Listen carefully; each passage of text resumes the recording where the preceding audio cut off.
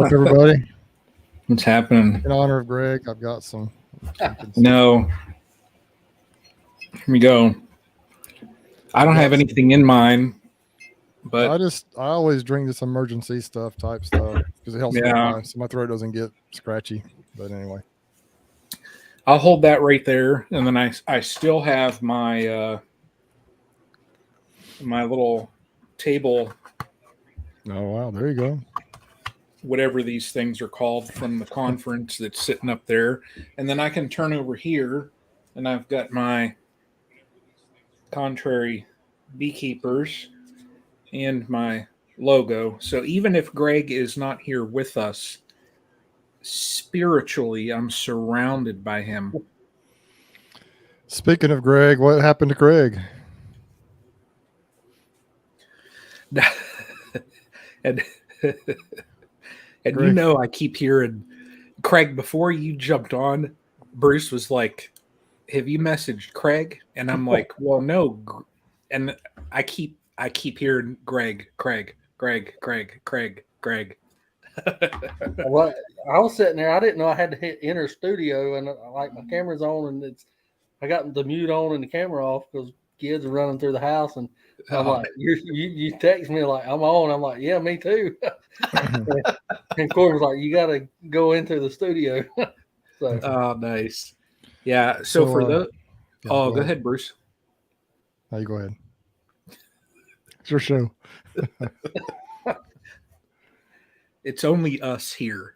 Just remember that. Just like Fred said, it's only us three. That's it. But those that are wondering, Greg he texted a little while ago. He's still working bees. He's having some late pickups.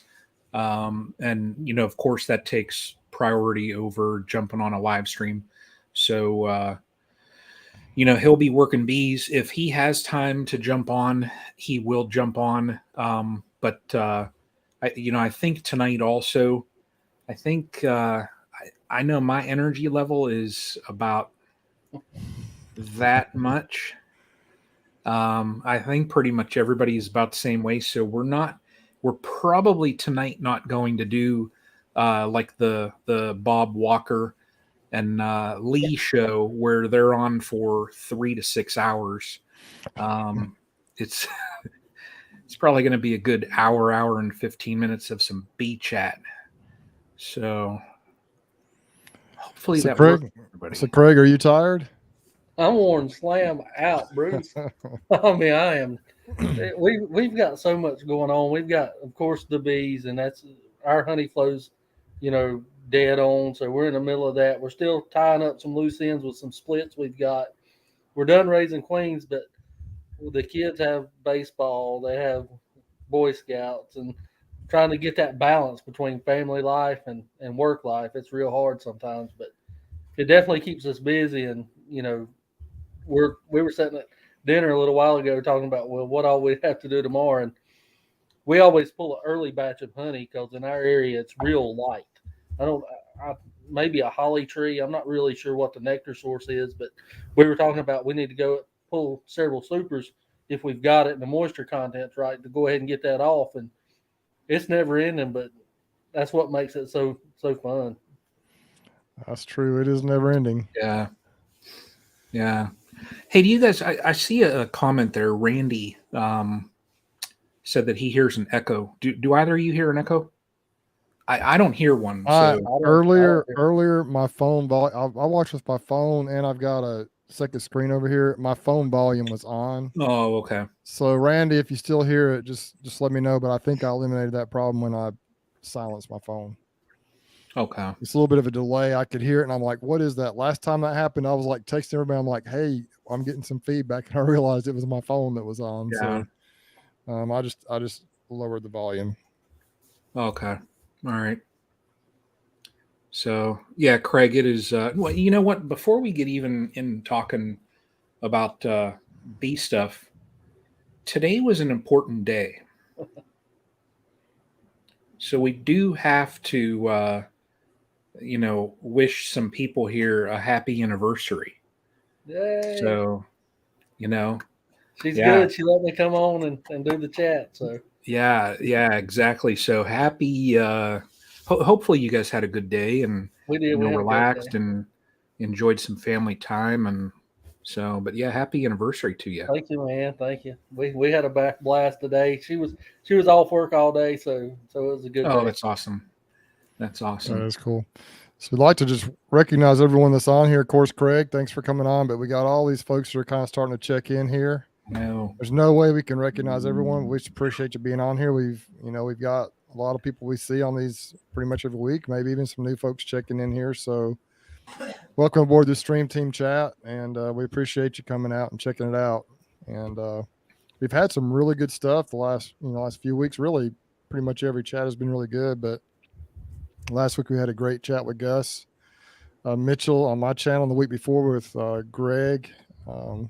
He had Corey. Corey? Corey was on there. I'm sorry. Yeah. Yeah, the queen. Yeah, he raises the VHS queens, and so Mm-hmm.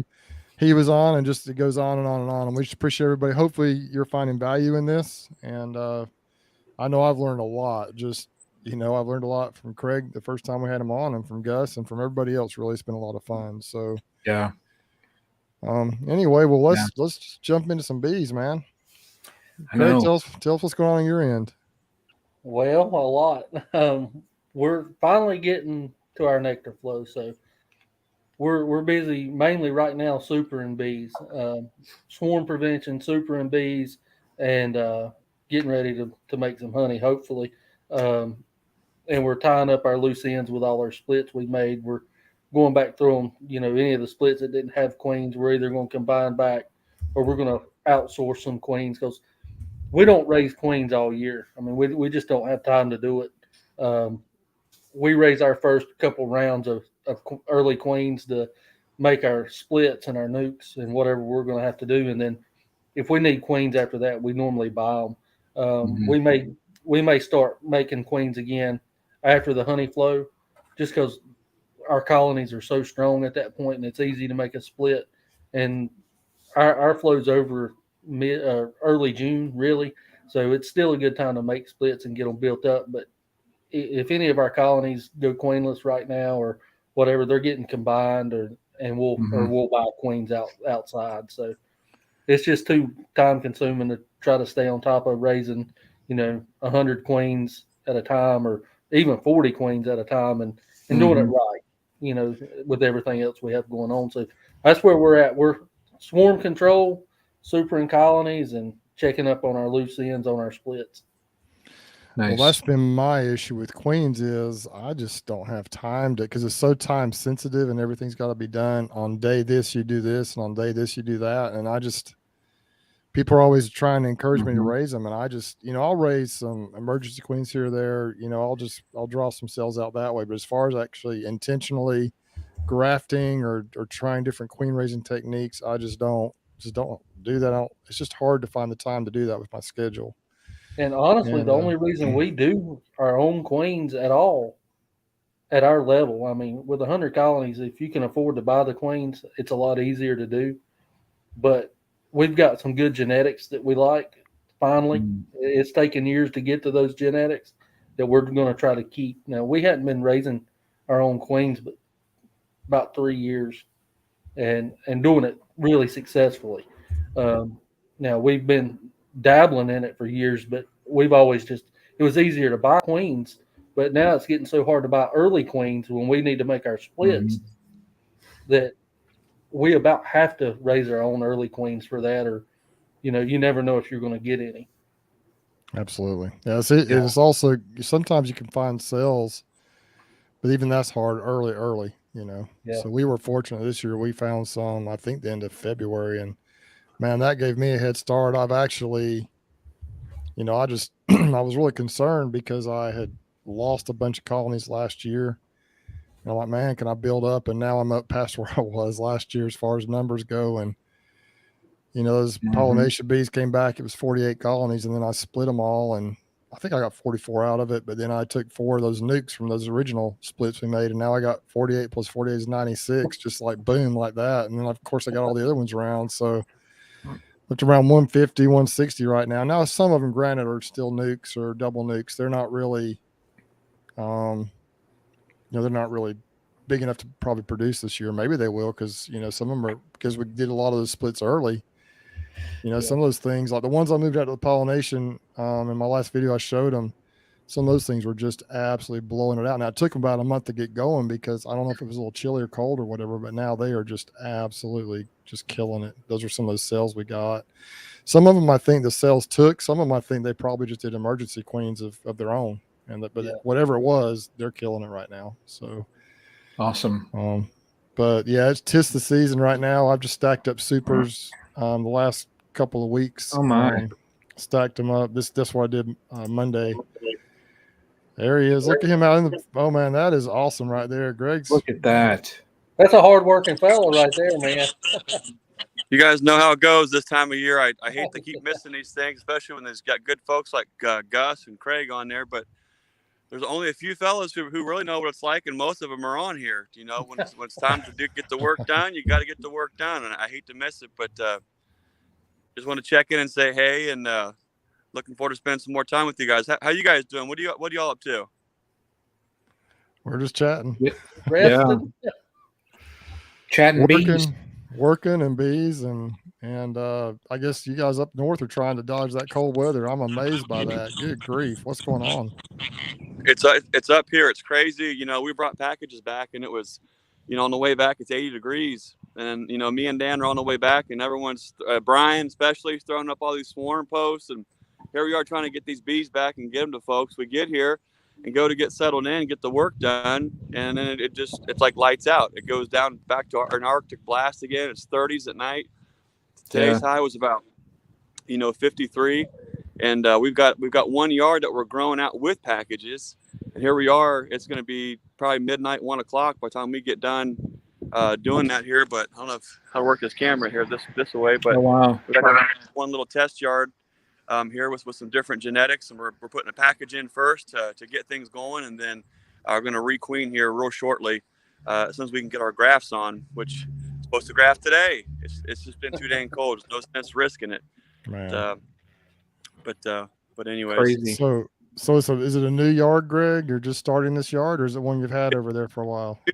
New section of the farm that we're putting some specific genetics in. And so I don't want to get the cat out of the bag quite yet, but I want to get some packages on here first, get everything built out. And then here in about a month or so, 2 months, I'm going to go ahead and drop a fresh queen in there and then trial that queen the rest of the year. And there's some things that I'm really interested to find out about these queens, especially when we get into like August, September. So we've got all kinds of different lines going right now, but awesome. I'm supposed to be quiet about it for now. I can't wait to tell you guys more about it, but Craig's laughing. You guys know how it goes. You got to get in there, get the work done first, So. I think I've got a guess, but I can't say what I think it is. Nothing like working bees at night. Oh, gosh. No. Working the bees at night. And you holding the flashlight? No, man. It's Bruce, you know what I'm going to do? Saturday when I cruise down to Zanesville, I'm going to take a 24 pack of just all these assorted nice donuts with me. And I'm gonna here and there throughout the day. I'm gonna be like, so what's going on over there in that yard? Just all kind of stuff. I can't wait to share more with you about it. It's something really, really exciting. We're collaborating. I'll have to leave it at that. I've been sworn to secrecy, that's okay. But I guarantee you guys, as soon as we can get the cat out of the bag, you guys are going to know. You guys are going to appreciate it too. It's going to be pretty cool. But man, it's actually freezing cold, and I'm about to put a hoodie on under my bee jacket here, which the bees love it. The bees love being shook down when it's this cold and in the dark. So it's just one of them things. But anyways, I don't want to take away from Craig. He's got a lot to talk about tonight, I'm sure. I wanted to thank everybody. There's been a lot of folks who've been visiting the farm, picking up bees. They're big fans of the stream team. They're big fan of Bruce Bees, Castle Hives. We've had so many great YouTubers here too. Some are taking video, some are going to post them later. It's been a lot of fun to not only collaborate with the stream team and guys like Craig, but the folks that are local, there's folks coming from all different states just to come buy some bees, spend some time with us. And I tell you, that's really such a blessing, and that really makes everything worthwhile to spend the time with the folks. The bees are awesome, but the bees are just the conduit to the people. And that's really what I enjoy, is spending time with people and just being a lighthouse to each other. It's a big deal. I could go on all night long about that, but I wanted to just say thank you for everyone who has supported Nature's Image Farm, the Bee Run, Queens, equipment, supplies, you name it. You guys are awesome. You guys are literally helping us keep the lights on. We appreciate you guys. I know guys like Craig and Brian and Bruce, they appreciate you too. Checking out their channels, commenting on their videos and sharing those. We all appreciate you guys. I just wanted to quickly just jump in and say, hey, I miss you guys. Looking forward to seeing you, spending some more time with you. And keep up the good work. And I guess as Bruce says, we'll see you on the next one. That's right. See you, Greg. Guys. Greg, I'll Awesome. see you this weekend. See you, man. He's busy. Yeah, man. He's making me sweat. It's 80 degrees here. I mean, yeah, we had a steady 80. I mean, it's nice. You know, we got 75 and clear right now. Probably can't see it, but 75. Let's see exactly. Well, so we got let's see here. The wind chill right now where I'm at is 26. Wow. Yuck. So, and has it stuff just started blooming yet? Is the cold going to kill all the blooms, or it's going to put? Well, we already. I tell you, when a lot of like the maples, we had all the red buds out. Then we had 2-3 inches of snow that weekend. So it pretty much then, when you looked out on the ground, you saw all of them are on the ground. I mean, it wiped out all of those. Yeah. Now we've got this for the next 2 nights. They're talking about, like they said, severe frost. I don't know what the difference from regular frost and severe frost is. Yeah, man. But it's going to go down tonight to 25. Our record low for this time of year is 24. Wow. Now it should be, our low should be like 42. We in Northeast Ohio, we only got to 41. So we didn't even get to where like our average low is. So it makes it hard, because like the other day I was working my bees. The video I put out, I had a viewer send me a picture and said, one of your cups had royal jelly in it. And I mean, he did a great job. He zoomed in and circled it. He's like right there. And I'm like, I'll be dang, I missed it. And I said, but I can't go check it now because it's too cold. So, well, how soon is it going to get back up to workable temperature? Tomorrow we're supposed to get to 49 or 50. And that's still, for doing that kind of work, it's just still too cold to rip hives apart. Friday, I think they're saying we're supposed to get to 63. So that'd be I know the hive that, I mean, it's just those 2. So I'll go over and check them. And if I see any cells are charged and if they're building out, then I'm splitting them. I'll split them on Friday. Yeah, Craig, I don't know what you think. What about, it's almost better if it's capped, right, when you make those splits? Or would you recommend doing splits when they're just building them out? Well, if it's warm enough, I think you would be fine. The problem is if it's a swarm cell and it's at the bottom of the frame and it's not up in the brood nest, a lot of times I have to apologize because I hadn't been able to keep up with a lot of people's videos. I'm just now checking back into them. But if your bees are brooding now, they're not going to leave that brood to go down there and keep that swarm cell warm, or that cell, in my opinion. They're going to stay up top where the most of the brood is to keep it warm. So that's kind of where we like those double screen boards, because I can put that on top of a big strong colony, and then put it up top where I kind of share the heat, but it can still be tricky especially at 25 degrees. I mean, like you're talking. Man. So yeah, that's a super cold night here. I mean, that's about as cold as it gets here usually ever. Yeah. So. That's one of those things you're just going to have to kind of play with. And that's the beekeeping is local. kind of Yeah. thing. And I wonder if they'll tear down any of those. That's why I'm just going to have to look at them because, I had one that swarm that I caught. It was one of my hives that, and I truly don't know if I don't know like what specific thing I did that led my colonies to just explode like they did this year, but they all are just going crazy, and Bruce has seen, I mean, he's, from week to week, in the videos you see where there are a couple frames and then it's just, and now, I mean, I open up the boxes in April and they're edge to edge and slammed out. So my one, it swarmed. I found the queen. I know it was from my colony. So, hopefully I don't run into that, problems with that one, requeening itself. Hopefully I don't, just with this weather, because it's the hive alive, I swear, Phil says.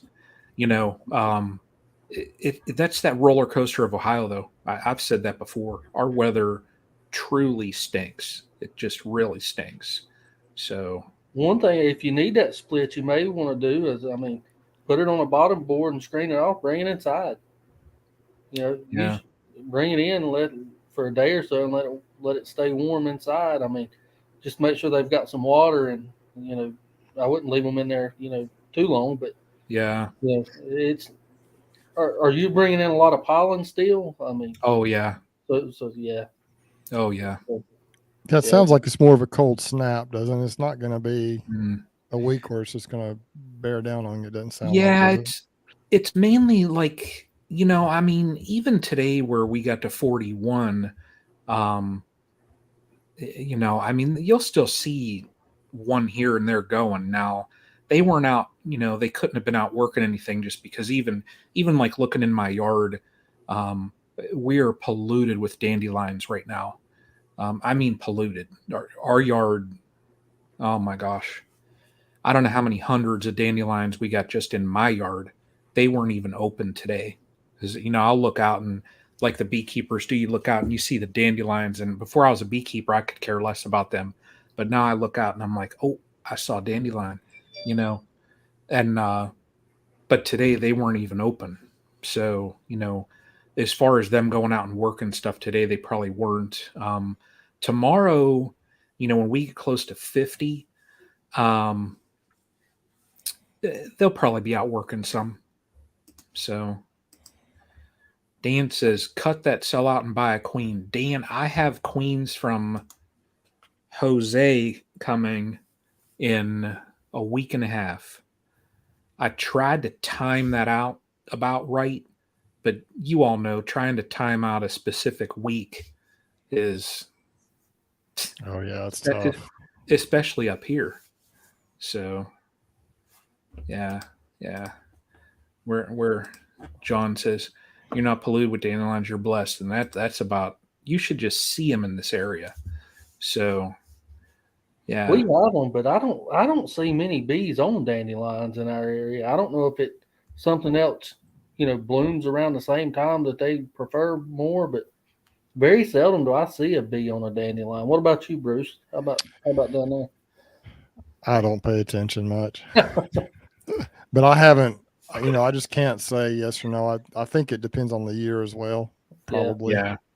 It's just been a weird year here. We're finally starting to kick in. So, Craig, someone earlier asked where you're from. I know you were on here before, but maybe take just a quick moment to introduce yourself, tell your story. We got a pretty good group of folks watching now, and a kind of how you came to beekeeping and just a brief history on kind of your story, and then we'll get back to the questions. Well, we're in the Piedmont of North Carolina, just outside of Charlotte. I got my start in beekeeping by watching A Year in the Life of an Apiary. It was a series that Dr. Keith Delaplane out of the University of Georgia did, and I believe that was in 1995 or 6.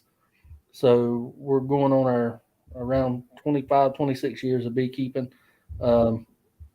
I retired from law enforcement in 2018, and I've had bees consistently since 1996, but not nowhere near the scale we're at now. I would have anywhere between 10 and 20 colonies, while I was still working. And when I just retired, I decided to move into more of a sideliner type of operation. And now we run currently around 100 colonies, give or take. It depends on the week. Some of them's queenless. We can buy them back, or we never know exactly how many we've got.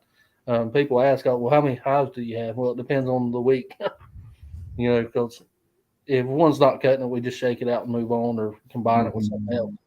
But, that's kind of how we got our start. So awesome. What is your goal right now? What are you trying to accomplish with the bees? What's your main objective with your bees? Are you talking about for this season or long term? Just kind of both. Maybe what you're trying to do right now, and then what going down the road. What are you looking at? I know, like you say, you're doing it full time yourself right now. So right now we're focusing on honey production. That's where we're selling nukes too, but our big thing's honey production. We've got a really good market for it, and it sells at a pretty good price. So we make a lot of money on selling honey. So right now that's our main focus. If somebody wants bees or something like that, we'll make that happen for them. Even if we have to go pull from one of our colonies and make them a nuke out of it, because I can build that back up. Now is the perfect time for somebody to get started in beekeeping with all the resources that are out there. And if we can help anybody do that, that's what we're going to do. So long term, we're looking to go. We were just talking about it, about a month ago, me and the kids and the wife. We want to go to 500. That's our long term goal. Scared me. Whoa. We've got most of the infrastructure for that already. Wow. We've got the tractors, we've got the loaders, we've got the trailers. I need a flatbed truck. I'm going to have to buy a flatbed. And we will have to build a bigger honey house. But other than that, we're going to build our colonies as we go. Obviously, we're not going to borrow any money to do it. If I can only buy 30 extra boxes one year, we'll increase by that 30. Until we get to the number we want. And obviously, a new honey house for colonies that size is going to be a trip to Bob Benny and sitting down here and picking his brain for a while and saying, look, what do we need to do? How do we need to do it? And go from there. But right now, the 100 works out pretty good, but we're wanting to get into some almond pollination, kind of like Bruce does. And, that's a whole different ball game from what I understand. And I don't want to put all my eggs in one basket and send all my bees to the almonds, because if something happens, I'd be out of business. So I want to keep, half my stock here and send half of it out. That way I can always make up for my losses. Yeah. It is a challenge to do that and to get everything just right. But it sounds like you do have that infrastructure you're talking about. And so 500, that's a bunch, but with you doing it with your family the way you are, it should be doable. I think we're getting to where we have to work a yard a day, just to spread out the workload, because it gets tiresome, especially after the kids are get done with school and things like that. So that's where we're going. But when you say, I know how much work 100 is, and obviously you do, Bruce, but whenever you look at 500 on paper, it looks really good, and you can pencil out profits and stuff like that. Yeah, it looks great, but are the kids still going to enjoy doing it? Am I still going to enjoy doing it? Because if I'm not enjoying it, I'm not going to do it. So if I go to 500 and I don't like it, I'll be selling all 400 colonies. Yeah. So sure. And it's hard work, and it's farming. It's a risk. I mean, you could have a bad year or some new disease could come through or something can happen. And no matter what you do, you could be, so it's just farming, honestly. So you never really know what's going to happen down the line. My buddy Davis, kind of my mentor with the quote unquote, he's a sideliner too, but I think he's up to about 400, 450 now. He works full time, and he's heading in that direction. He's told me he's about going to just have to stop growing. He just can't hardly do it. But he's focused mostly on the making bees and pollination and really that aspect of it. The honey can really make it. Honey is super hard work, and a lot of people, it's all hard work, but honey is just, a lot of lifting and trying to manage them. You got to manage them, I think, more. You may disagree, Craig. I'm not sure, but I think honey you got to manage more because you got to add boxes, take boxes off, man. You just make you're sure, right. because you're trying to develop bigger, more production hives. I think a lot of times, and so it's just a little totally more challenging because if you're just And trying to make bees, then you can split them, you can keep them kind of small, you can feed them if you need. It's more of a micro type situation where I think everything's hard, maybe a little bit easier to just focus on making bees, but I know it has its own challenges as well. Number one, equipment in a lot of ways, because you just got to have more nuke boxes. You got to have more, and that happens so fast when you double and you quadruple your bees. It's hard to stay on top of it all. But that'll be awesome. That's it's a good goal, and I guess you'll just grow it like you said, organically as you can. And if it gets to where you feel like it's too much, you can just stop or back off a little bit. And if we never make it to that 500 mark, that's okay That's too. okay. Yeah. As long as it's fun and the kids are learning and they realize whatever they put into this is what they'll get out of it one day, because it's all going to be theirs. When they graduate high school, I'm going to hand the keys over and say, it's yours. I'm here if you need me. So, yeah. Now, when you hand those keys over, are you just going to go like this and just finally sit back and relax? Yeah, probably. He's like, yeah, sure, right. I'll probably. I'll still have bees. Don't you? I think I'll always have bees as long as I stay healthy and can work them. But I won't have many more than 5. I bet. Yeah. Unless the kids need something, then I'll go help them, and they'll drive me around. And yeah, you'll do like me.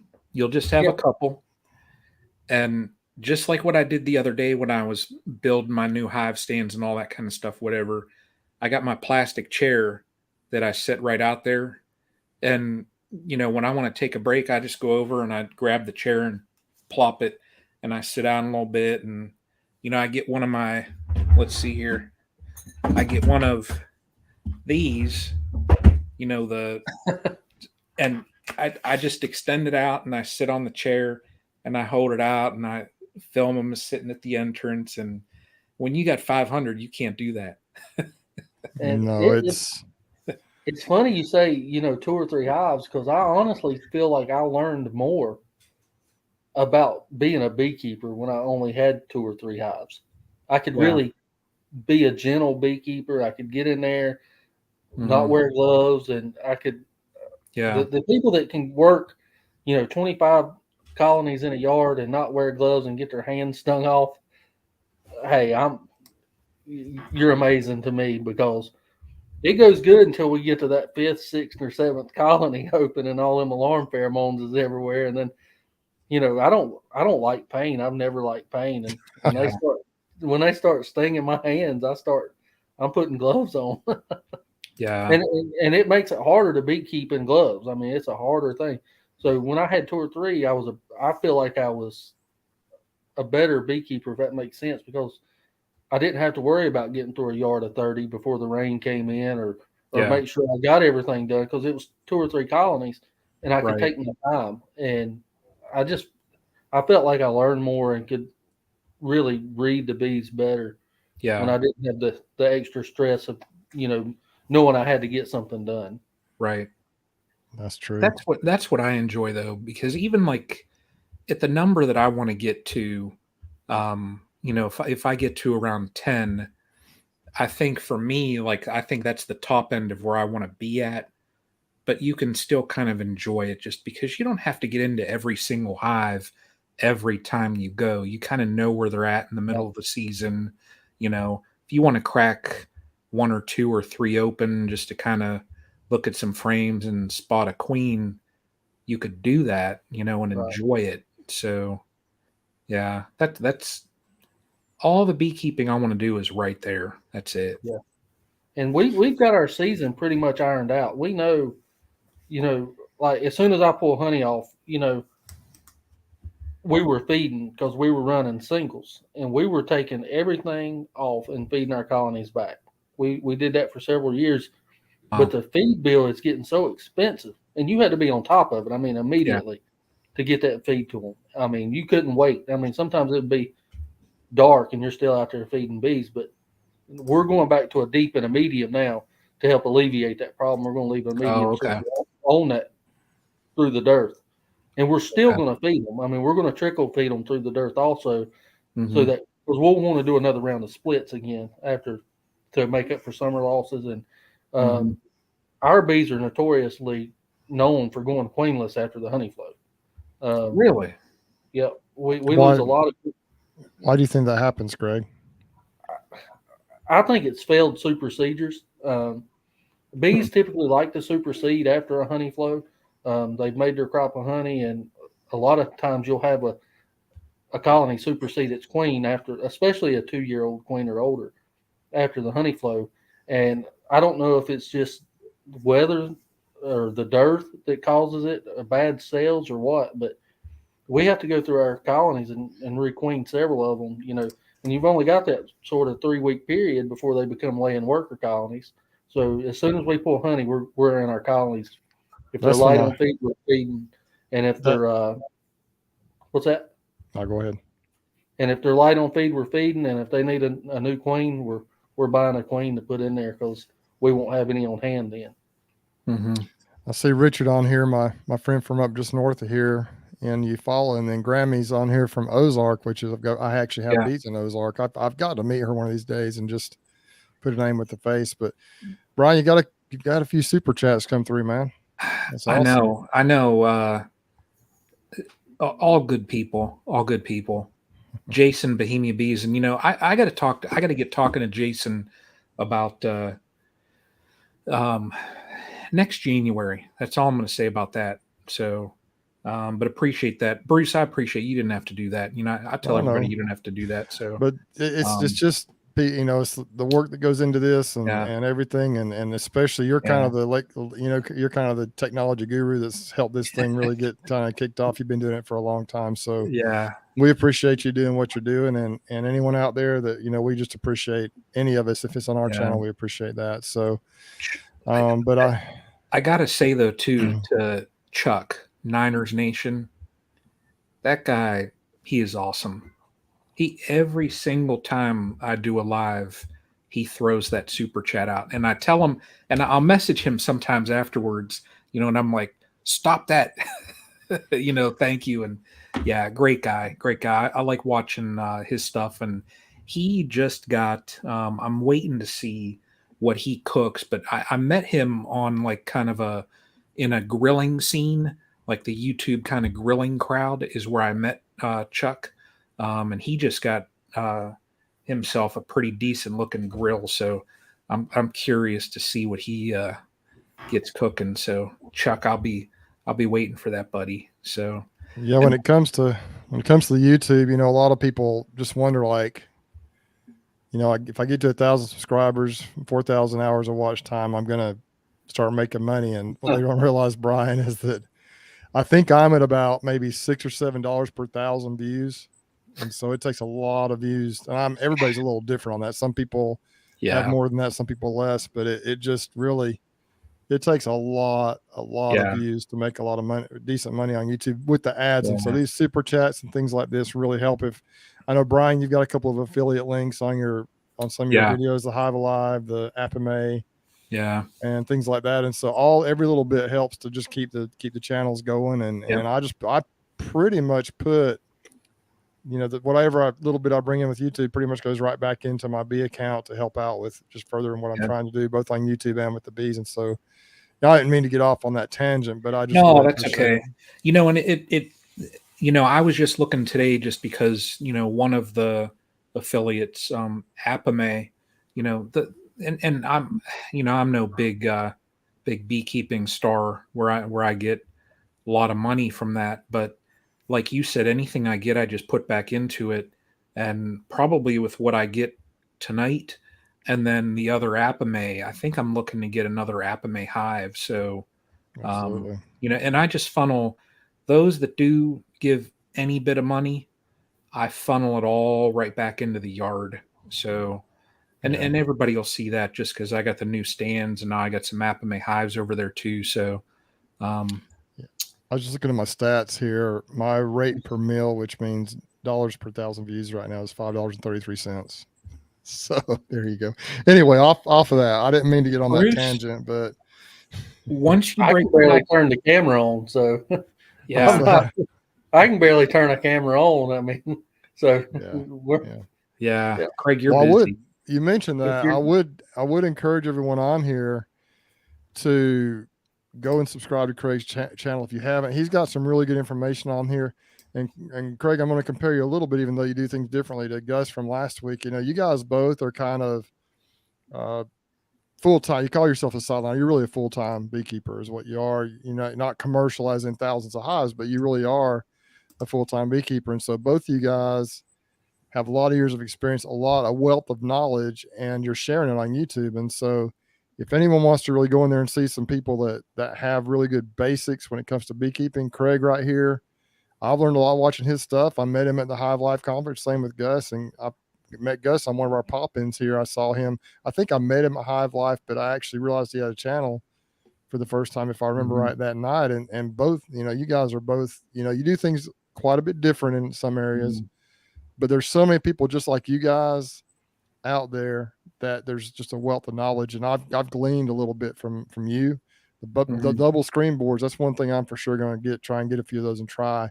Yeah. Especially next year once, you know, I'm just going to try and get one of these days to do splits, and there's all kinds of stuff you can do with those. And I never really, Mike Berry also talks about those some. I'd never even heard of them much until those just recently. Boards. And so, and then, you know, we use them a lot. And I was talking to Mike a while back, and we do a lot of splitting sort of similar. And it's so funny. A lot of beekeepers do the same task, but they call it something different, or they use a different method to accomplish the same thing. And I may explain something and it go over somebody's head, and they'd be like, I don't have a clue what he's talking about.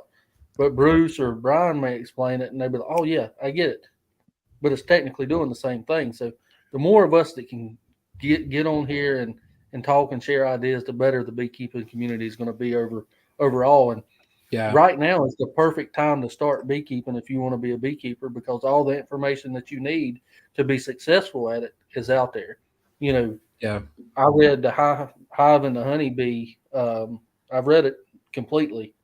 You know, it took a while, but I've read it. And that's basically all I had. You know, internet was in its infancy when I started. You know, I had some mentors, but they passed away. And, you know, needless to say, I killed a lot of bees before I figured out how to keep them alive and actually get them to do what I was trying to make them do, as far as make honey or make bees, instead of just, you know, absconding or, you know, swarming and be like, what happened? Why didn't I make any honey? Or, you know, this must be a bad strain of bee. It's not doing anything for me, when it was all mostly mistakes that I was making that nobody could point out to me because we didn't have this kind of access. So. Yeah. You know, I've seen since January, the conference in January, I've seen more, just more beekeepers get connected on YouTube, and just connect in general, you know, sharing numbers and just talking. And, you know, I've really seen the community just pretty much explode since January, you know, and it's been, I think we started like this right around, you know, it just hit at the right time. And I mean, just what I've seen in this community, you know, everyone growing together and sharing that knowledge, and hey, here's what I've seen. And like the video I put out the other day, somebody just messaged me, hey, I saw this in your video. And I'm like, oh man, I missed that. But to me, it's just awesome seeing everyone come together like this. It is. And this is the only reason why I started doing lives when I did, you know, gosh, I don't know, 2 or 3 years ago. But this is just, love this, you know. And like you said, Craig, this is that perfect time, because, you've got people like, the two of you above me that have so much knowledge, and share everything. And, but context is key. You gotta consider that the area of the country, but you can learn those fundamentals, the fundamentals of beekeeping. So yeah, love this. And I learn from everybody. I mean, I Oh pick up yeah. stuff from first year beekeepers. I'm like, man, that's a good idea. Why didn't I think of that? To Yeah. people like my Benny. I learn from everybody. If you're going to be a beekeeper, you might as well get used to the idea of being a constant student, because you're never going to know it Absolutely. all. You'll Yeah. never know. A bee can't talk to us, so it's Right. all observation. So Yeah. and That's true. and don't be afraid to reach out to people. That's I it. reached out to Bruce several times, and I'd never met him before in my life. I found his, Mhm. contact information. I think I was asking you about a bottler, and I was like, "Do you like your bottler?" I saw a video that you had done, and he was like, "Yeah, man, it's great." And now I have two of them. Yeah. So don't be afraid to reach out to people. All they can do Yeah. is say, "Hey, don't text me or don't call me." So, and And I've most never, most everyone, yeah, most everyone I've reached out to has been more than gracious enough to return the yeah, message, and I try to do the same. And I've had a few that didn't. I don't know if they just didn't get the message or what. And if that's okay. If they don't want to, that's fine. But for the most part, 99% of the time, folks are really, no matter how many subscribers, or people are just willing to. I was blown away when Brian and I were going to do this first chat. I reached out to him back. It was in December, I think, wasn't it, Brian? I said, or whenever it was, December. I think it Yeah. had to have been Early December. December or so. And I said, man, I just helped me figure out these lives, and you were more than willing to do so. And then we were going to do one. And then he's like, well, I think I'm going to reach out to some other people. And we had 7 people on that night, including That was crazy. Payman and Ian, and just a lot of the big time folks Yeah. that you just recognize. And he just simply asked, and they came on for a few minutes, and it was really fun. But Yeah. That was crazy so that night. so Craig, we're probably not going to quite as long tonight. We've already talked about that, but right now you say you're focusing on honey. How do you super? What's your kind of, how do you do that? How do you know when to add boxes? What kind of boxes do you add first? How many frames do you run? All those kind of what's your principles? What are your principles when it comes to supering up for honey flow? Well, my preferred method is to always use drone comb if I have it. When a single, because we're transitioning from singles to a deep and a medium, so it's been a kind of a different year from us, because we're going to run that deep and medium. That's going to be our brood chamber from here on out.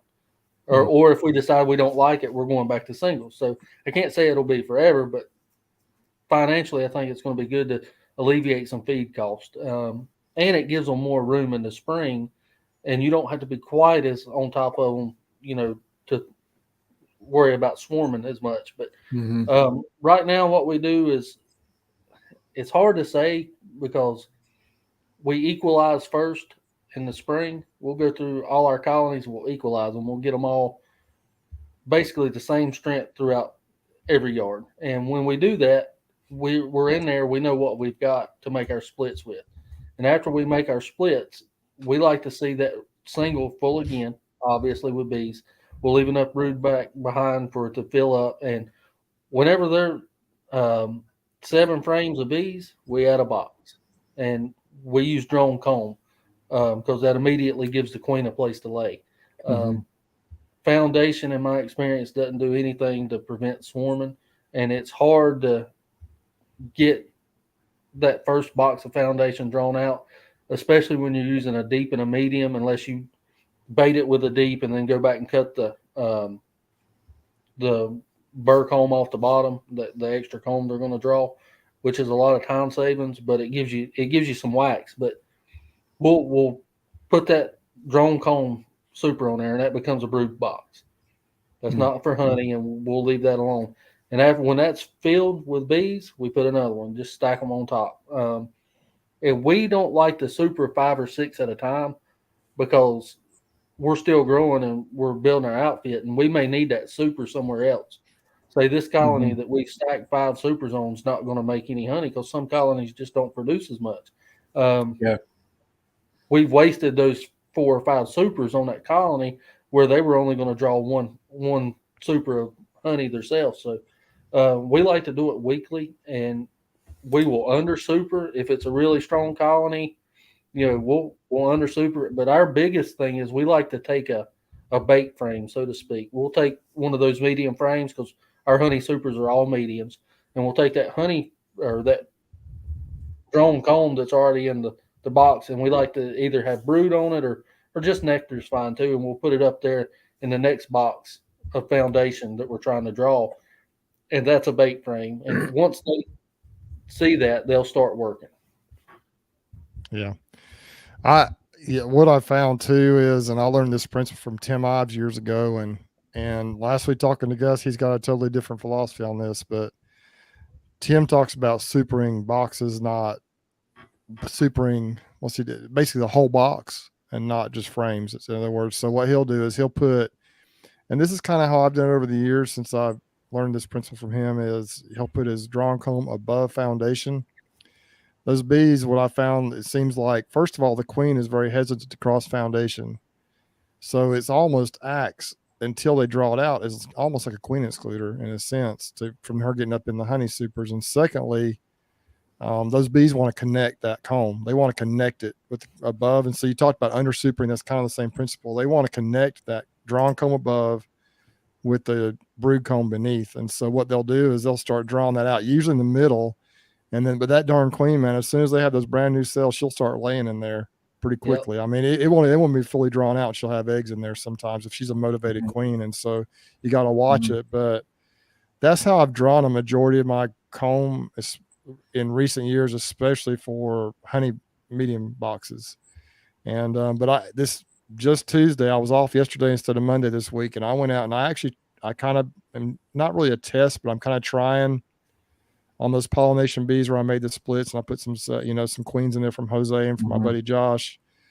I put some of them with just one frame. I run 9 frame honey boxes. And so I put a frame of foundation in the middle, and I'm going to see, I think this is going to work. They're going to draw those jokers out fast, hopefully in a good flow. So here's another question for you, Craig. Do you use queen excluders? And if so, how do you do that? I do use queen excluders. I'm not dead set with queen excluders that I use them every year.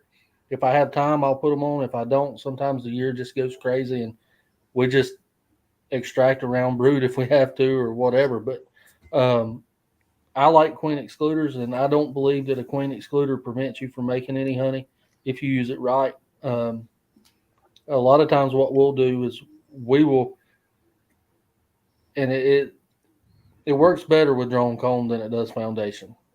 You're going to be hard pressed to get bees to draw that foundation through a queen excluder because they don't see it as space. They just, it's not like having a piece of comb up there. If there's combs up there, they'll draw it. But I don't recommend putting a box of foundation over a queen excluder. Let them go ahead and start working that freely. Once they work that freely, push the bees back down. And there's a lot of ways to do it. You can use a bee escape. We use fume boards a lot of times to push the bees back down.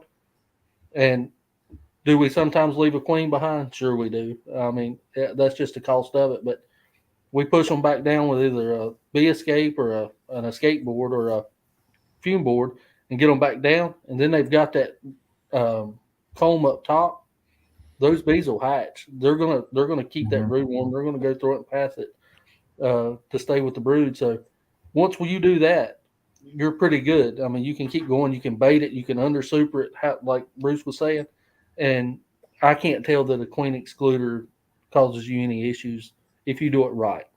That's what I do is I'll let it, like I super these colonies up. I haven't put a queen excluder on yet for any purpose except for splits. I did some of using them for the splits, but took all the queen excluders out. But I'll wait until I think we're about 2 or 3 weeks out from honey, and then I'll put those queen excluders on underneath the super where I think I'm going to harvest from.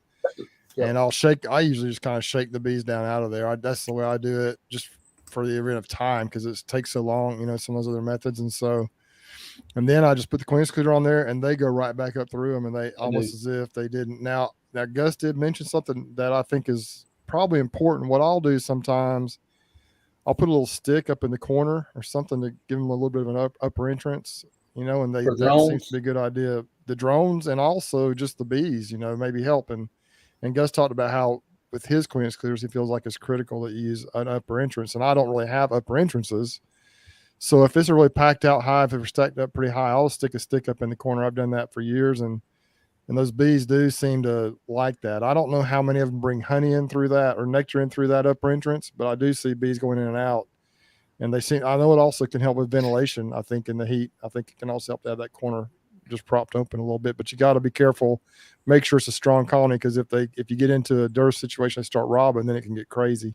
Yeah. So you got to be careful with that, but that's kind of how I do it. I just almost like what you said in a very similar way, just wait until the bees are up in there, then drive the bees down, whatever method you choose, and then put it in there, and they'll just continue working it just as if it wasn't even there at that point in time. At least that's been my experience. I didn't used to use them, but I got so tired of having to go through before separate the drone, or not the drone, but the comb. I'm sorry, the brood from everything and try to get everything arranged.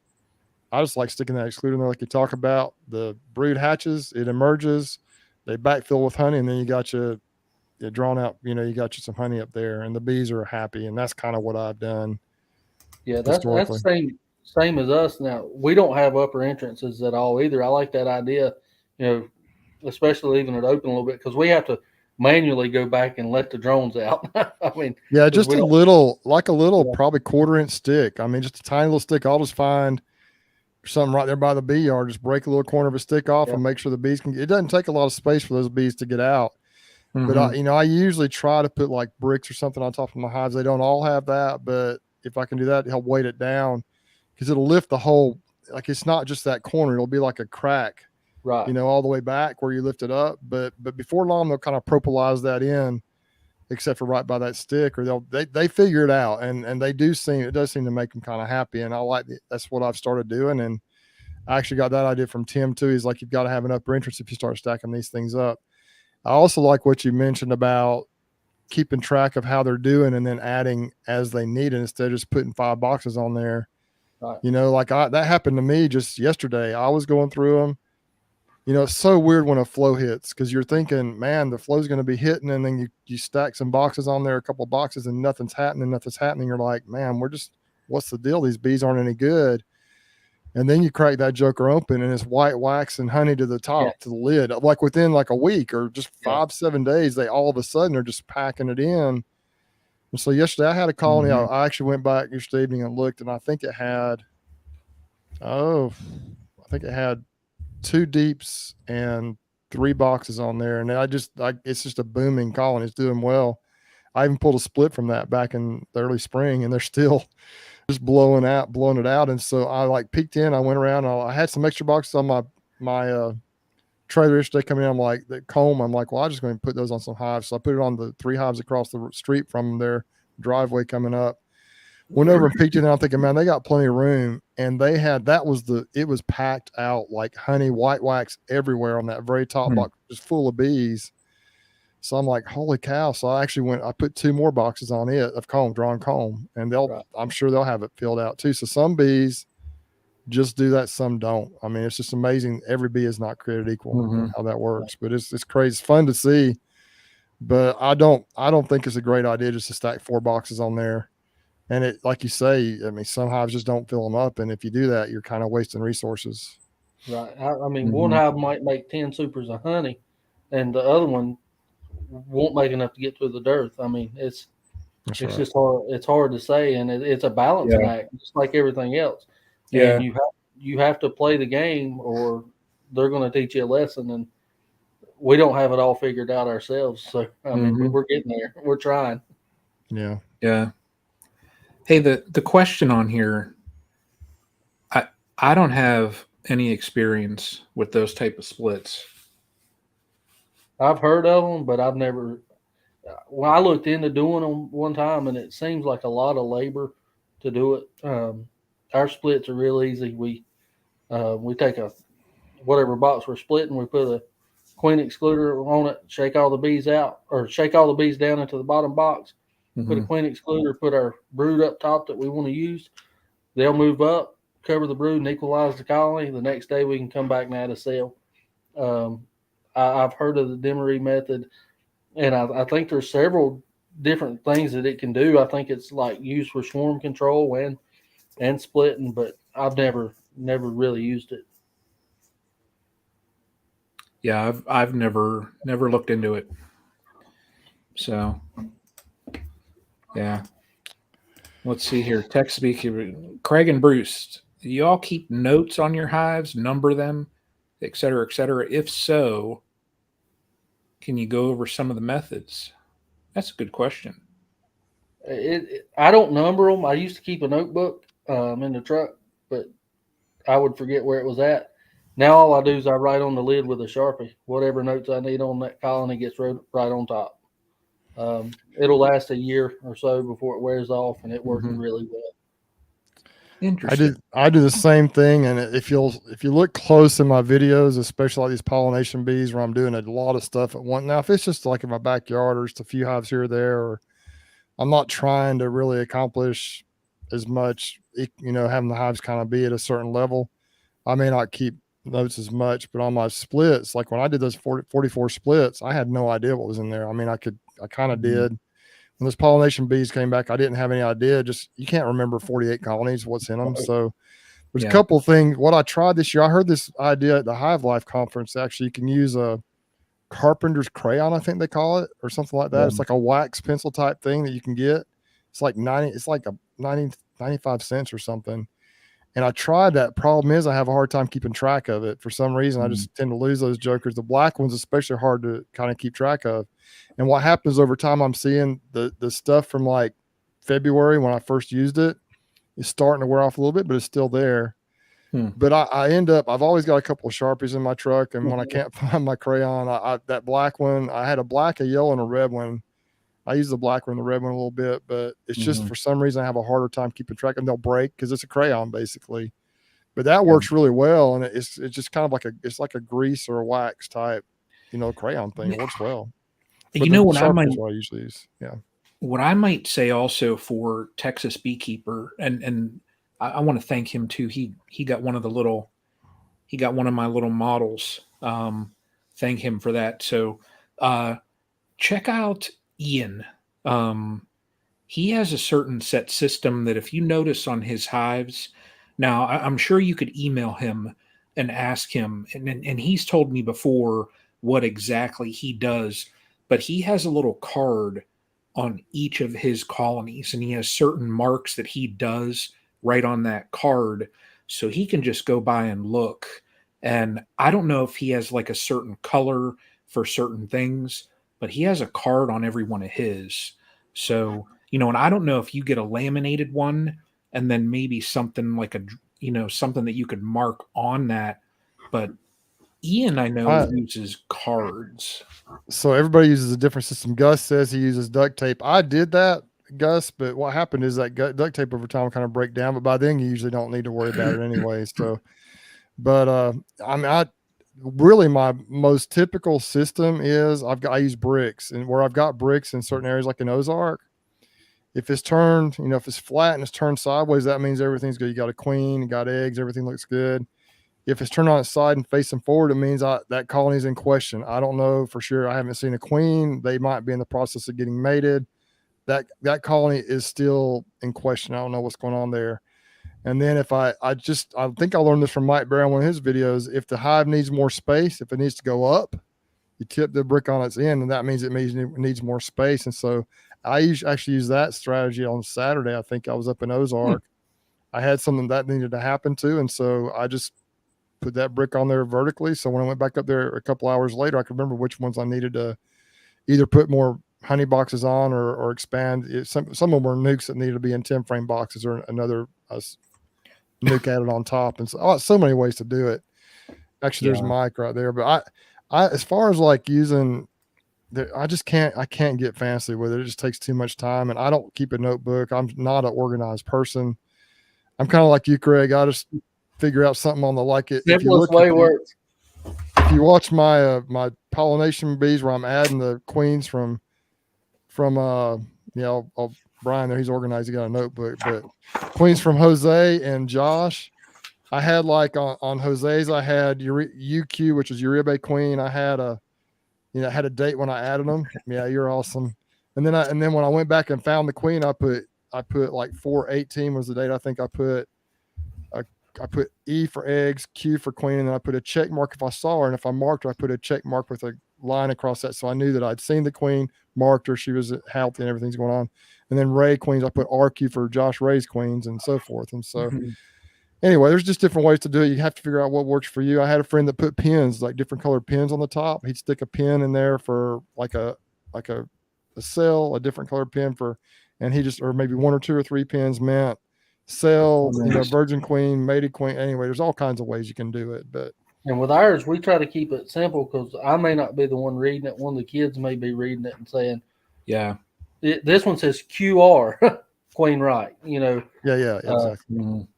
This one says VQ, all right, virgin queen. It's got to be simple. And, we used the white duct tape on top of ours at one time, and it worked fine. But like Bruce says, over time, the sun just kills that duct tape. But our biggest problem was when we went to repaint our equipment, like our lids, we try to cycle our boxes out so many a year to repaint, just so we don't have to keep buying equipment all the time and peeling that tape off. It was just a disaster. And so we just paint right over the Sharpie and move on.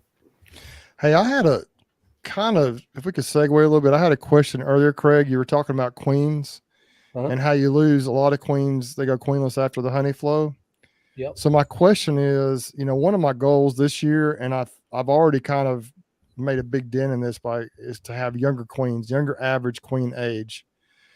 And what is your strategy for replacing queens? Do you just kind of wait until you think they're starting to fail and replace them? Or do you just kind of methodically try to just make splits, keep the age low? How do you keep queens in those hives? And what would you recommend, or what strategy would you use to try and avoid some of that queenless stuff from happening after the flow? For the longest time, we would keep a queen as long as we could keep her. If she was doing a good job, we would keep her. But they're so unpredictable as they get older in age, and if they don't make it through the winter, then you've got a queenless colony. And so 2 years is what we like to keep a queen, and then we'll either sell them to somebody else that needs a queen later in the summer and requeen with some sales that we've made, or queens that we bring in. But also, a first year queen is not as likely, or not a first year, but a first nectar flow queen. If you requeen a colony in, say, June or July, she's not, in my opinion, got to her full egg laying potential by the time the next spring comes. But that next spring and that next build up for the honey flow, she goes into full gear. And y'all seen it, I'm sure. They just look good, but they're also less apt to swarm, being that first year queen, than they are a 2 or 3 year old queen. So we try to keep young queens, and we don't always do it because it's expensive to requeen everything. Or if you're raising your own, it's very time consuming to go through and requeen every colony. So we always spot check them. If we see a queen spelling, we'll write on the top, requeen ASAP. And we'll either buy a queen in, or we'll do it with a sale or whatever. But I think young queens are better and less apt to swarm, and they do a better job. But is it practical for a hobbyist that's only going to buy 1 or 2 queens a year, to go through and requeen her colony whenever they can go and see that, she's done a good job for 3 years, and then say, well, you know what?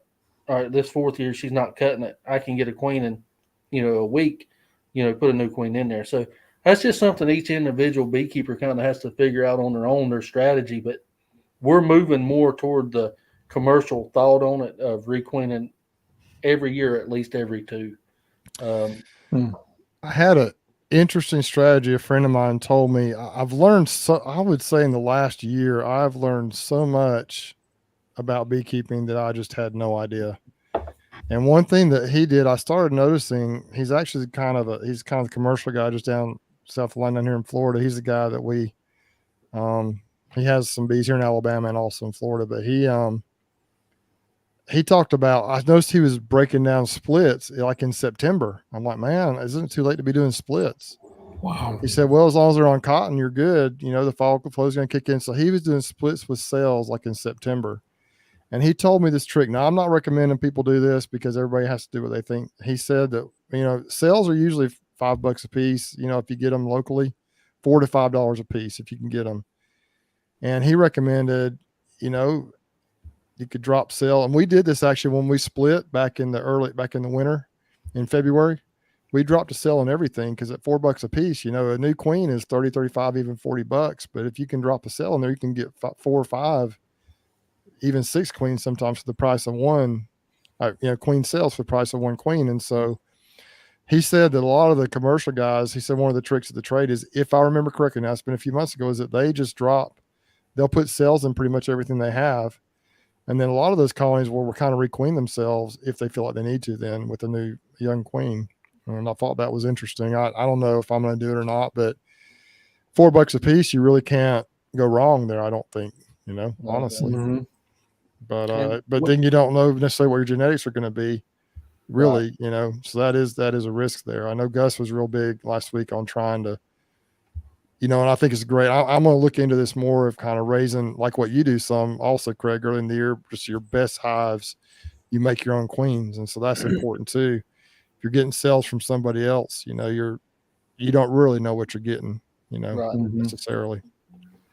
Just a thought. I have no idea. I mean, that's just what, and I've heard of that. What could it hurt? That way. And if you put them in there with a cage on the little cell, that virgin's going to emerge and she'll get out in that hive and she may just go search out that old queen, especially if she's weak, and she may take care of business, and take over. But yes, that's right, Jason. That's what I understand.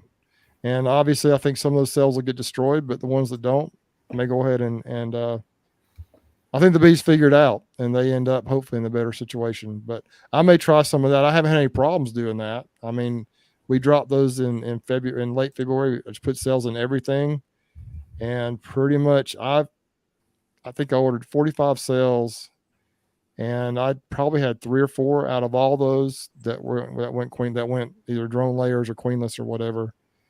And so anyway, but that's kind of now some of those obviously we took splits off. We didn't even know where the queens were.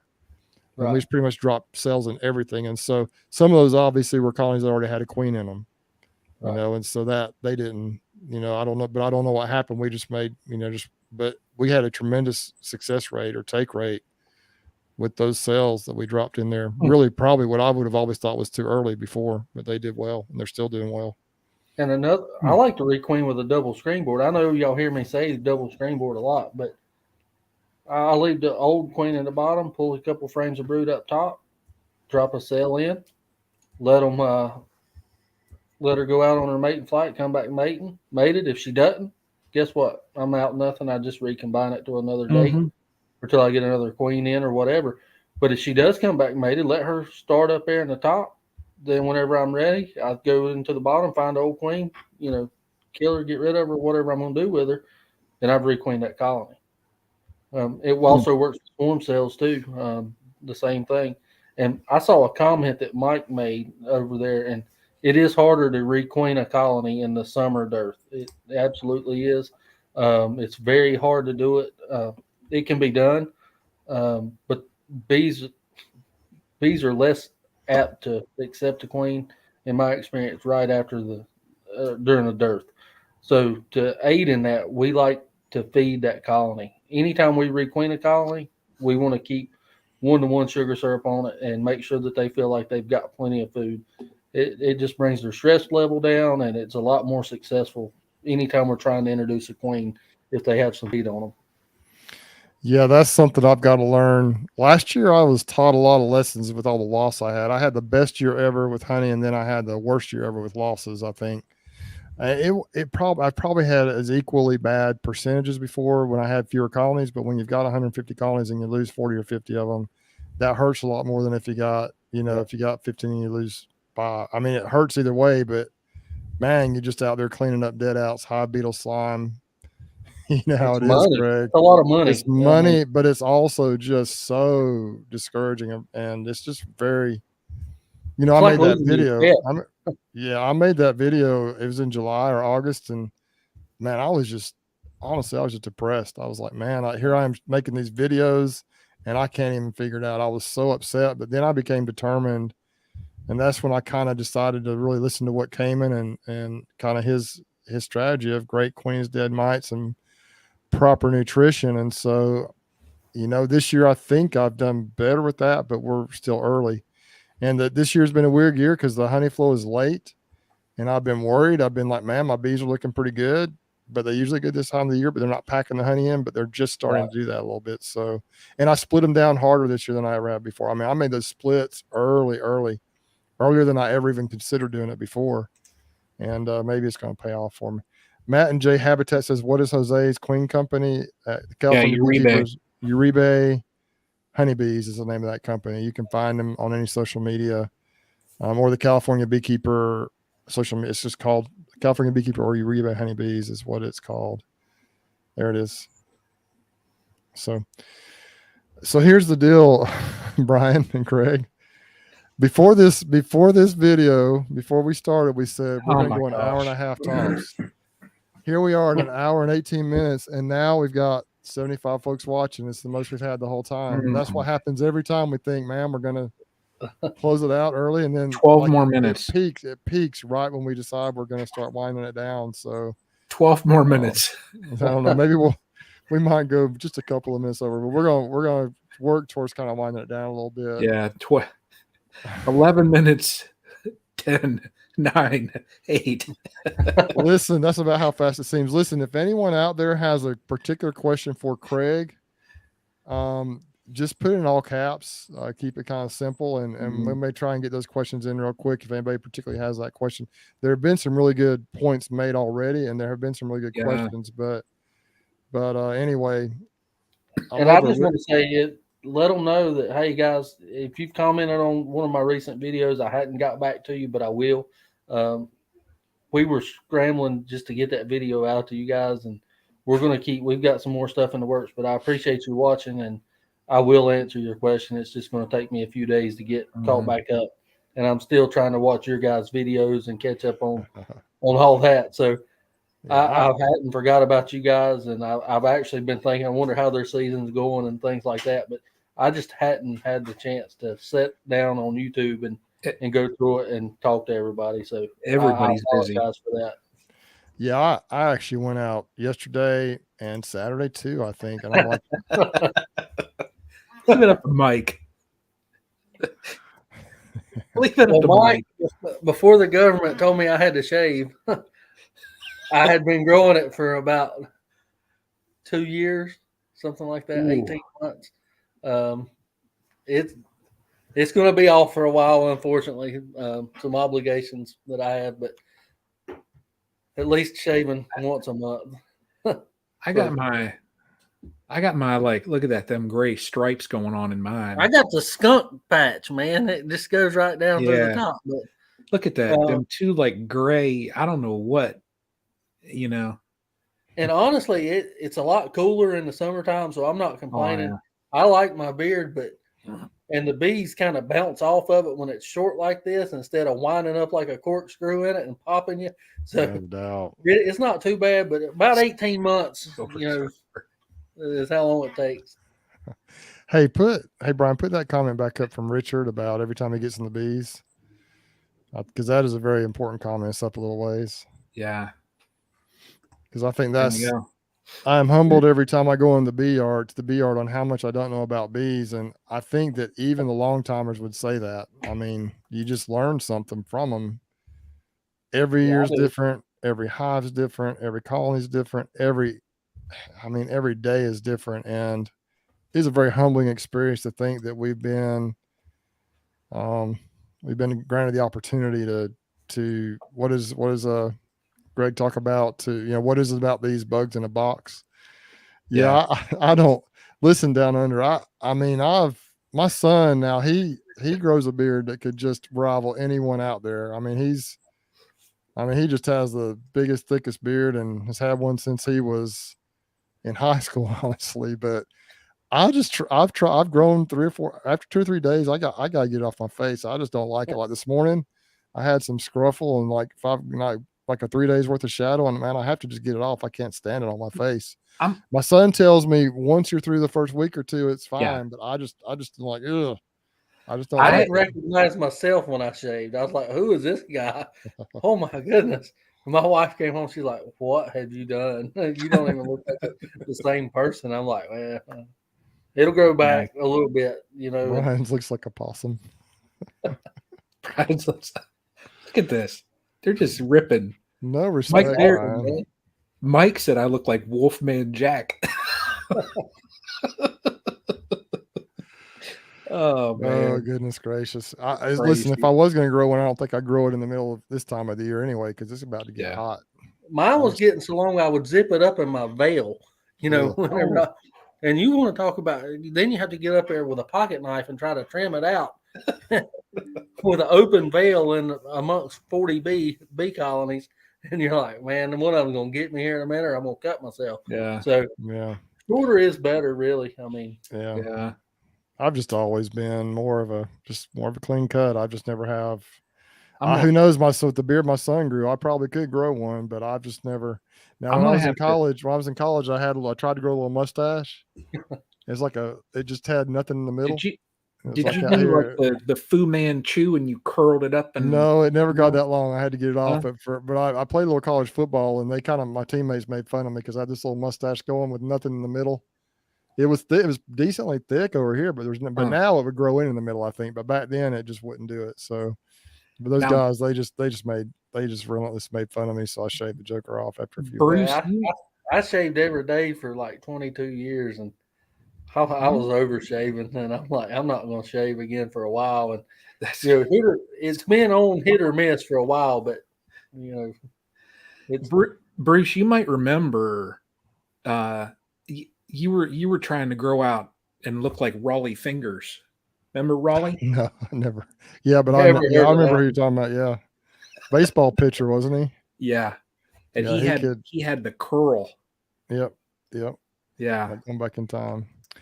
Gus asked this important question for you, Craig. What's my feeding setup? Well, right now we use a Daydent fructose pump with a 65-gallon tank in the back of our truck, or we can put a 375-gallon tote on our trailer and move it around, and that works really good for us. We like it a lot. It'll pump anything from water to 2 to 1, and it does it really well. So it's pricey, but it's more than paid for itself and time saving. So that's what we use. Do you feed a lot of frame feeders, don't you?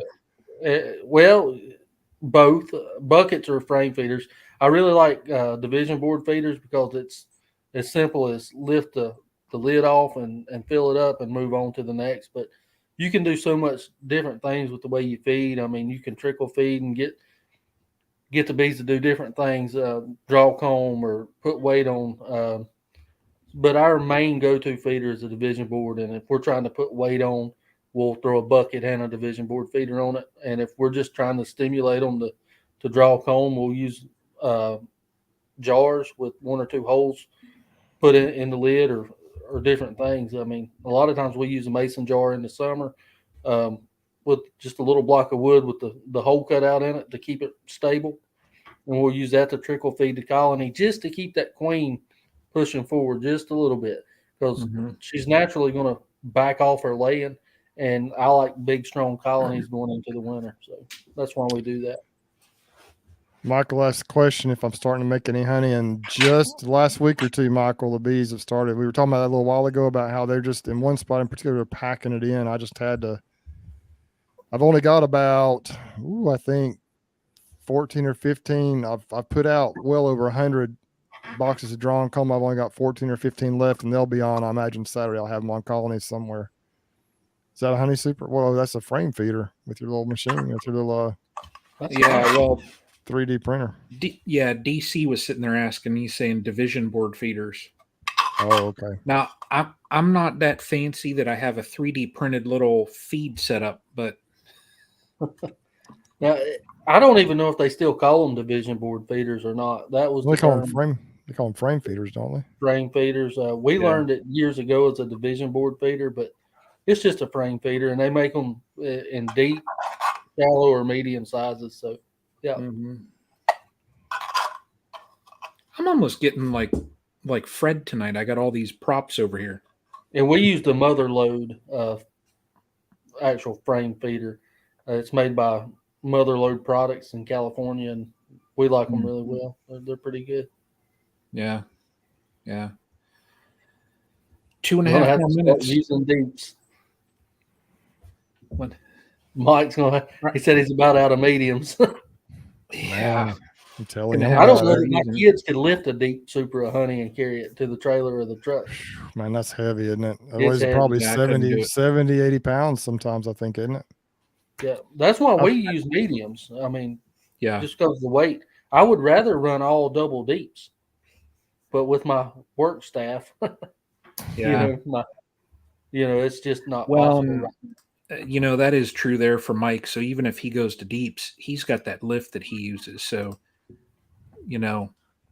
he's not lifting them things up anyways. That lift is doing it for him. Last year I hired 3 teenage boys and a friend to help me, and those teenage kids, they ran around with those boxes of honey like it was nothing. I'm like, my word, you guys, where do you get this energy from? It was hot. They were just, one of them was just jumping up and down off the trailer. I'm like, my word, they were all real athletic kids, and they had no problems at all. Not that I have problems, but when it's 100 and something supers, that's a lot. And it's 95 degrees outside, it's like, I think I'll let them, but they just did a great job helping me. That video was a lot of fun. They're harvesting. So now the first harvest last year, our spring harvest privet coming up in about 3 or 4 weeks. It's usually not our biggest one, but when the tallow kicks in, do y'all have tallow up there, Craig? Do you have Chinese tallow? No. Mike will tell you when that tallow kicks in, man, it's just, I describe it as the blooms are sticky. It's almost like it literally drips nectar. You got ants on it. You got honeybees on it, bumblebees, wasp, anything that likes nectar of any kind is on those tallow blossoms. It's just a huge, it's an incredible source of honey, nectar, and they just love it. So that's what a majority of our honey down here is, I think. Now I was reading, is the government trying to eradicate the Chinese tallow? Have you heard that? I've heard that, and I sure hope they don't, because without tallow and privet, which everybody hates tallow and privet except for beekeepers, but without those two blooms, I'm not sure what we'd do. I mean, we have a few little things that bloom, but we wouldn't make a lot of honey around here without those two. Our biggest flow is tulip poplar, the poplar trees around here, and that's what we make most of our honey off of. But I know a lot of people south of us really depend on that tallow and is that tulip poplar blooming now for you guys already? Ours is blooming right now. It's just starting. It's some trees have 1 or 2 blooms open, but it's not in full force. It's about a week and a half to 2 weeks late. For us, normally it's already open and blooming. But oh my gosh, behind. Look at that right there. I have to carry my honey supers up a 5-story walk up in the city after walking them half mile from the garden. So I wonder how many they haul like that. If they do very many, they're a true, they need to. Wow. Yeah. And I always thought I was in shape till July or August out in the bee yard when it's 100 degrees, and I feel like I'm about to pass out. I've literally almost have before. I've had to go sit in my truck and just cool off. I get going and going and going, and then all of a sudden you're like, whoa. Yeah, it's crazy. It'll sneak up on you. And, last year, Carson, he was out there. He started making a funny sound. He's like, ooh. I'm like, what's wrong with you? I said, are you okay? And he was just getting too hot. I mean, and it can happen. And he didn't want to tell me. I'm like, man, go sit in the truck and turn the air conditioning on. And that's one thing. Be careful in the heat. My wife will tell me, are you drinking enough water? Somebody mentioned that here, and it's true. You can, sometimes the day after, I feel like I played in a football game or something, feel beat up and tired and just washed out. A lot of it's just because you get going Yeah. And you do forget to drink. That's anything down here in the South, and the humidity and the heat in the summertime when you get going. It's almost like you just go, and then all of a sudden it's like, oh my God, it just hits you all of a sudden, and you got to be careful. Make sure you hydrate really good. Like literally, we'll start working 9 or 10 o'clock in the morning because I like to get the bees out, and we're still small enough. I want the foragers away from the colony if I can get it, and because it just makes working them so much easier. But if we don't have to get out at 8 o'clock because we're not a commercial outfit and have 1,500 hives, so we'll wait till about 10. But at 10 o'clock, it's hot.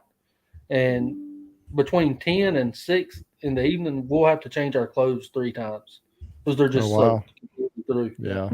I've never done that, but yeah, that's not a bad idea. Yeah. Well, gosh, man, what do you think, Brian? Hour and 30. We're here at an hour and a half, man. No. Well, I tell you, as much as what I hate to do it, probably should wrap it up here shortly. I just have to say, everybody on here, we appreciate it, but I know many of you out there are probably feeling pretty tired.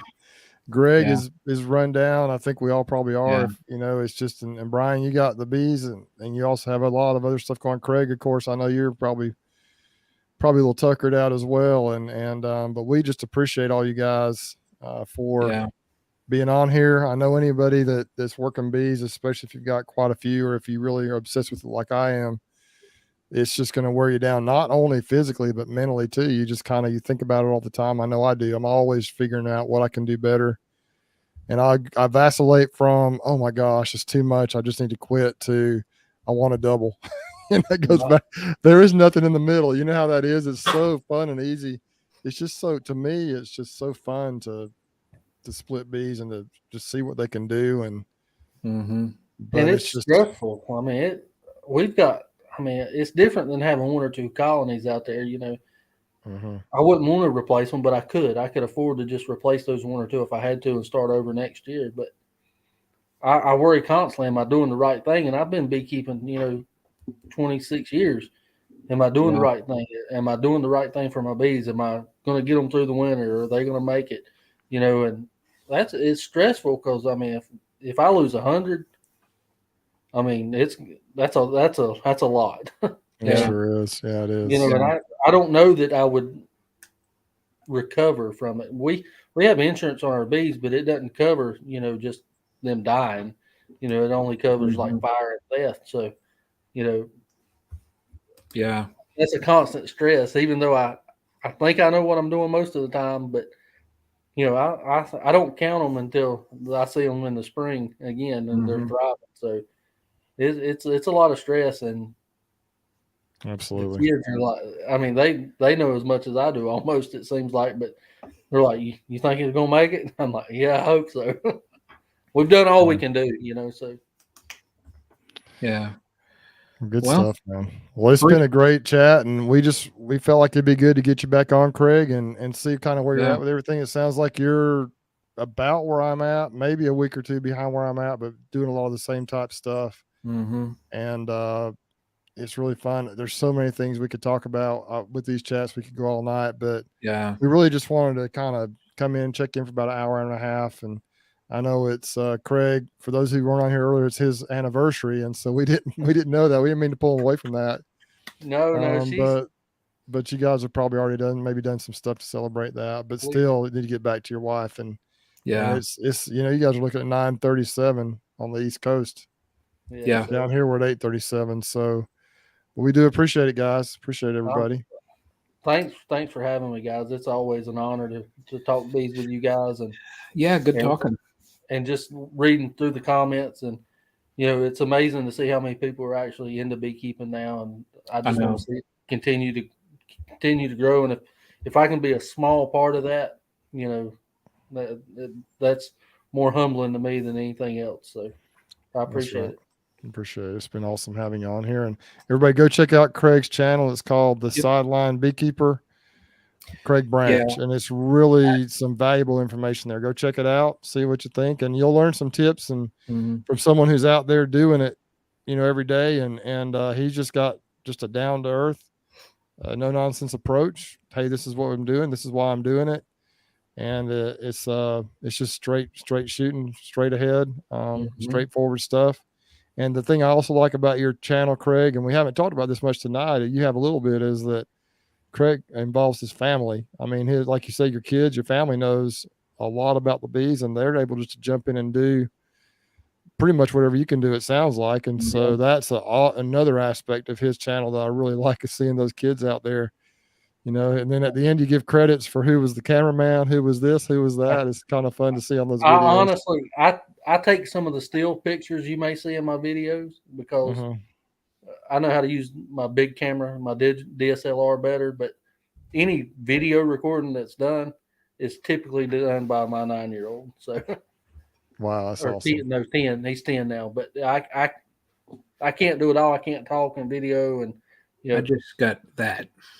And Corbin's always working the bees with me, but they can both do just about anything that I can do. I mean, there's a few exceptions, but by the time they're in high school, they'll be ready to take it off and go with it. So awesome. And in my case with my channel, just been trying to put a lot of stuff out there. If you ever find there's a delay of a couple of weeks, understand I haven't forgotten about you guys. Sometimes I just like to go in the bee yard and work bees and not have to worry about trying to capture everything. And I kind of did that this weekend, even though there was some pretty, I was just like, I just want to kind of spend some time with the bees. And it does, folks, most people on here probably have channels, but if you don't, it does require a lot of effort to bring the equipment and to just try to get shots and try to really get a feel for what you're doing and share it with folks. And so I love doing it, but every once in a while, I just may get a little behind. It's just been so busy. The last video I put out was on introducing queens and showing the acceptance, and I frankly could have done a lot better on that. I could have filmed more footage, but I just was like, I got to get it done, and I just had to get after it a little bit. So, but anyway, yeah, I really appreciate you guys watching my channel. I know Craig does, and Brian, it's your show, man. Yeah, why don't you bring it home? Thank you guys. I will say I am going to have another video this week. The swarm that I got, I transferred it over to my little 7-frame Apame. So I've got that coming. And then it's just going to get really busy around here. So, like both of these guys, our season in Ohio, we're about a month behind you guys. Yeah, but especially this year, it's been nuts, man. With all the cold. What about Ian? What about Ian up there in Canada? My word, he's not catching a break, is he? Yeah, he just Mother Nature forgot her medicine, and then somebody told her a bad joke or something, and she got even angrier. So, but yeah, I feel bad for the weather that that all the Canadians are getting. So, but it'll be a little bit. I know. I'm hoping that I'm going to be able to get into my splits and get those queens from Jose before I start to travel. Next week I start that new job. I do know next week I will be home. So originally I was thinking I was going to have to travel on 5/1, but I'll be home. So next week I'll be able to film some more stuff. Get into the bees. We're going to have decent weather, but it'll get busy. So, but that's about all I got coming up. So, any last stuff before we close this out? Craig, what do you got to say there, buddy? Thank you, and happy beekeeping. Yeah. Thanks for watching. Thanks for tuning in. I learned from you guys too. So, I don't know what I'm like, Bruce. We're behind getting stuff scheduled and getting stuff. A lot of times I think to bring my camera, and it's just like, this has been done 1,000 times. Do I really want to do it again? Yeah. But I have to keep reminding myself I can put my spin on it and how I do it, and it may click for somebody versus a different channel. Right.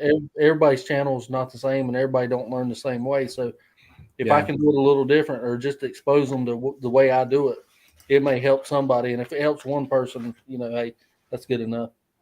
Yeah. Well, Bruce, what do you guys say before I click this video?